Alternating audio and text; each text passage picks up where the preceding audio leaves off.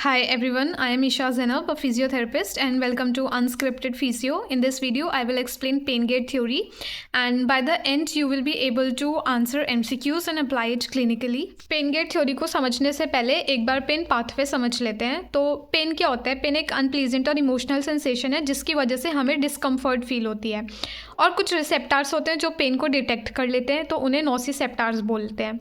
तो नोसिसेप्टार्स क्या होता है? ये ग्रुप ऑफ सेंसरी न्यूरॉन्स हैं जो हमारे स्किन में superficial tissues, muscles, bone, tendons, ligaments यहाँ पे प्रेजेंट होते हैं.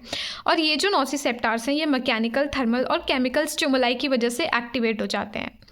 अब अगर कोई टिश्यू डैमेज हो गया है, यानी कि आपको चोट लग गई है या इंजरी हो गई है, तो टिश्यू डैमेज हो गया है. जब भी टिश्यू डैमेज होता है तो वहाँ पे इन्फ्लामेशन होने लगती है और फिर प्रोस्टाग्लैंडिन, हिस्टामिन ये सब रिलीज़ होने लगता है. तो जब भी ये सब रिलीज़ होता है तो ये हमारे नोसिसेप्टार्स को स्टिमुलेट कर देते हैं. अब जो नोसिसेप्टार्स हैं हमारे, वो स्टिमुलेट हो गए हैं, उन्हें पता चल गया है कि यहाँ पे इंजरी हुई है और ये सब रिलीज़ हो रहा है, और जब इंजरी हुई है तो फिर अब यहाँ पर पेन भी होगा. तो ये जो है नोसिसेप्टार्स हैं वो एक्टिवेट हो जाते हैं और फिर पेन की इन्फॉर्मेशन ये आगे स्पाइनल कॉर्ड के लेवल तक लेकर जाते हैं. तो हमने अभी यही बात करी कि जब भी टिश्यू इंजरी होती है वहाँ पे इन्फ्लामेशन होता है और मीडिएटर रिलीज होते हैं, और ये मीडिएटर्स नोसिसेप्टार्स को स्टिमुलेट कर देते हैं, क्योंकि ये नोसिसेप्टार्स बिल्कुल ऐसे स्किन में और सुपरफिशियल टिश्यूज़ में प्रेजेंट होते हैं. तो यहाँ पर इंजरी हुई, मीडिएटर रिलीज हुआ और ये नोसिसेप्टार एक्टिवेट हो गया, ये पूरी इन्फॉर्मेशन स्पाइनल कॉर्ड तक लेकर गया. अब यहाँ पर एक जगह है सब्सटेंशिया जेलेटिनोसा नाम की, और ये सब्सटेंशिया जेलेटिनोसा गेट की तरह वर्क करता है. मतलब अगर ये ओपन है तो ये इन्फॉर्मेशन ब्रेन तक जाने देगा, और अगर ये क्लोज है तो ब्रेन तक नहीं जाने देगा. अगर इन्फॉर्मेशन ऊपर ब्रेन तक चली गई तो आपको पेन का सेंसेशन पता चलेगा, और अगर इसने पेन की इन्फॉर्मेशन स्पाइनल कॉर्ड के लेवल पर ही रोक दी तो फिर आपको पेन का सेंसेशन पता नहीं चलेगा. तो अब एक बार नॉर्मल पाथवे देख लेते हैं कि नॉर्मल पाथवे क्या है पेन का जाने का. इन पाथवे पढ़ने से पहले इन नर्व फाइबर्स का पता होना ज़रूरी है. तो ए बीटा, टाइप 1, ए डेल्टा, टाइप 2 और सी फाइबर्स, इन चारों फाइबर्स में से सिर्फ सी फाइबर्स नॉन माइलिनेटेड फाइबर्स हैं. मतलब इनके पास माइलिन शीट नहीं है, इसलिए ये स्लो पेन को कैरी करते हैं. बाकी तीनों जो हैं वो माइलिनेटेड फाइबर्स हैं, और जिसमें से ए बीटा नॉन पेनफुल स्टिमुलस को कैरी करते हैं, बाकी ये तीनों पेनफुल स्टिमुलस को कैरी करते हैं. अभी हमने यही डिस्कशन किया कि ये जो हमारे सी फाइबर्स हैं ये नॉन माइलिनेटेड फाइबर्स हैं, और ये पेनफुल स्टिमुलस को कैरी करते हैं और स्लो पेन को कैरी करते हैं, क्योंकि ये नॉन माइलिनेटेड फाइबर्स हैं. नाउ इमेजिन हमें कोई इंजरी हो जाती है, और अगर इंजरी होगी तो वहाँ पे फिर इन्फ्लामेशन होगा तो मीडिएटर्स रिलीज होंगे, और हमारी स्किन में नोसिसेप्टार्स प्रेजेंट हैं. तो जब वो मीडिएटर्स रिलीज होंगे, नोसिसेप्टार्स स्टिमुलेट हो जाएंगे, क्योंकि वो पेन रिसेप्टार्स हैं, इसलिए वो पेन की इन्फॉर्मेशन को डिटेक्ट कर लेंगे. From the site of the injury to the dorsal horn of the spinal cord जो इन्फॉर्मेशन लेकर आएंगे हम उन्हें फर्स्ट ऑर्डर न्यूरॉन बोलते हैं. अब ये जो फर्स्ट ऑर्डर न्यूरॉन है ये कम्युनिकेट करते हैं सेकेंड ऑर्डर न्यूरॉन से. तो ये जगह जहाँ पर फर्स्ट ऑर्डर न्यूरॉन और सेकेंड ऑर्डर न्यूरॉन आपस में कम्युनिकेट कर रहे हैं, इसको सब्सटेंशिया जेलेटिनोसा कहते हैं.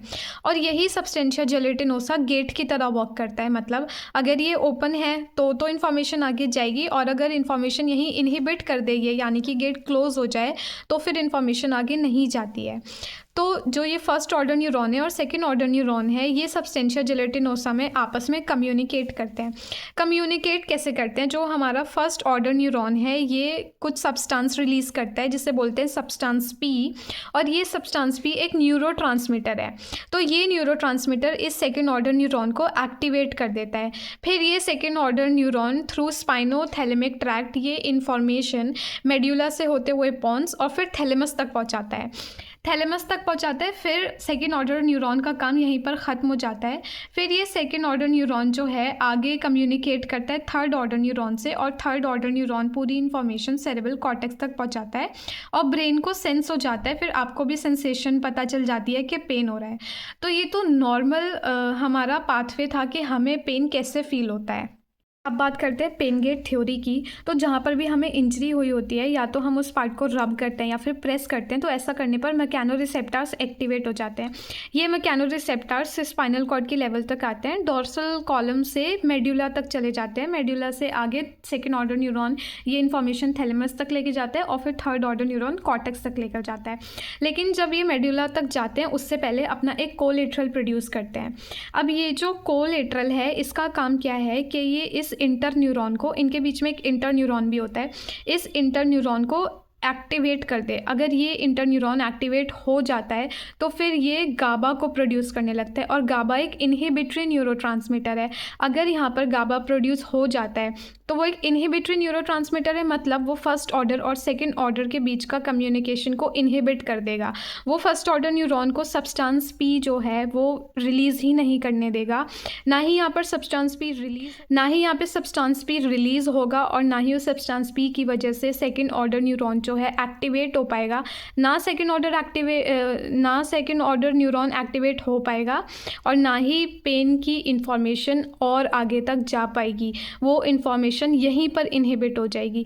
इसलिए सब्सटेंशिया जेलेटिनोसा को हम एक गेट बोलते हैं, क्योंकि ये पेनफुल स्टिमुलस की क्योंकि ये जो सब्सटेंशिया जेलेटिनोसा ये पेनफुल स्टिमुलस की इन्फॉर्मेशन को यहीं पर इनहिबिट कर देता है, लेकिन मैकेनो रिसेप्टर्स की इन्फॉर्मेशन को आगे जाने देता है। I hope you got the concept of pain gate theory, और अगर आपको पेन गेट थ्योरी के नोट्स चाहिए तो you can check out my Instagram page.